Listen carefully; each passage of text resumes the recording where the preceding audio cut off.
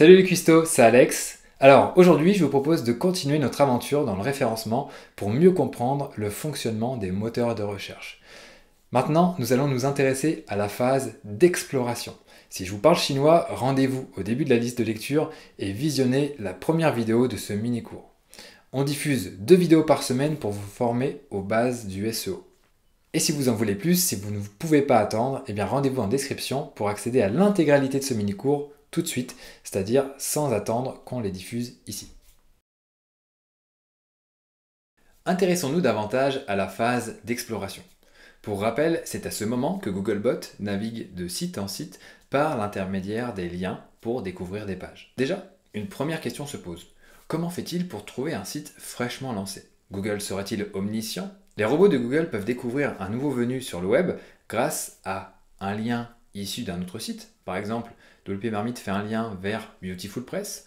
On a aussi le cas du fichier sitemap fourni à Google Search Console, on y reviendra.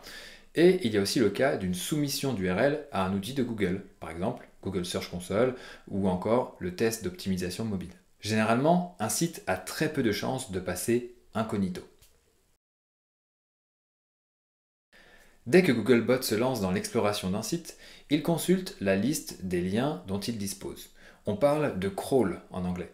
Pour cela, il affiche la page correspondant à la première URL de la liste dans le navigateur Chrome, comme s'il était un internaute lambda au final. Enfin, un mobinaute pour être plus précis. En effet, Googlebot possède 2 visages. Une version mobile, le robot d'exploration principal, et une version ordinateur, le robot d'exploration secondaire.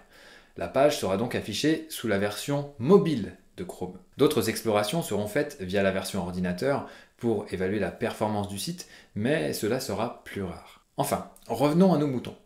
Une fois la page affichée, Googlebot la parcourt à la recherche de nouveaux liens à ajouter à sa liste.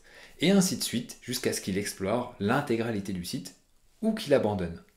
En effet, Googlebot peut trouver le processus un peu long et passer à un autre site. Ne vous inquiétez pas pour autant, il reviendra plus tard. Il revient toujours à intervalles réguliers. Cela peut se compter en jours, voire en semaines. Google dispose d'algorithmes pour calculer cette fréquence en fonction de la nature des sites. J'espère ne pas vous avoir fait peur quand j'ai parlé de l'abandon de l'exploration par Googlebot. Ce dernier est parfois capricieux, mais il faut le comprendre, il a des millions de sites à explorer. Même si Google dispose de milliers et même de millions de serveurs, explorer le web consomme une énergie phénoménale. De même, Googlebot ne doit pas trop solliciter votre serveur, au risque de perturber la navigation de vos visiteurs. Pour toutes ces raisons, il alloue un budget d'exploration, un crawl budget en anglais, à chaque site web. Le budget d'exploration correspond au nombre d'URL que Googlebot peut et veut parcourir. Pour le calculer, un algorithme prend en compte plusieurs paramètres. Les plus importants sont le temps de réponse du serveur, le temps de chargement des pages, la taille du site, la qualité des contenus et la fréquence de mise à jour. Si jamais Googlebot doit abandonner, il continuera son exploration lors de sa prochaine visite. Ce n'est pas dramatique. Est-ce que vous comprenez mieux à quoi correspond la phase d'exploration? Et ce qu'est un budget d'exploration? Alors bien joué. Pour aller plus loin, rendez-vous en description pour accéder à l'intégralité de ce mini-cours. Et bien entendu, abonnez-vous à la chaîne si ce n'est pas déjà fait.